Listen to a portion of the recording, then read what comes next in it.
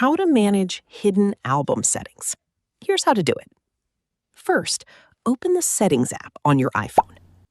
Scroll down and tap Photos. Now, scroll until you find the Hidden Album option. Turn the Hidden Album toggle on if you want the hidden album to appear in the Photos app.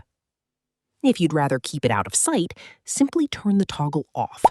This hides the hidden album from the Albums tab, but it doesn't delete any of your hidden photos or videos. If the hidden album is enabled, open the Photos app, tap Albums, then scroll down to the Utilities section and tap Hidden. On devices with Face ID or Touch ID, you'll be asked to authenticate before you can view the hidden album, helping keep your hidden photos more secure. And that's it! You've successfully managed the hidden album settings on your iPhone. Thanks for watching. If this tutorial helped, don't forget to like the video and subscribe for more iPhone tips, tricks, and how-to videos.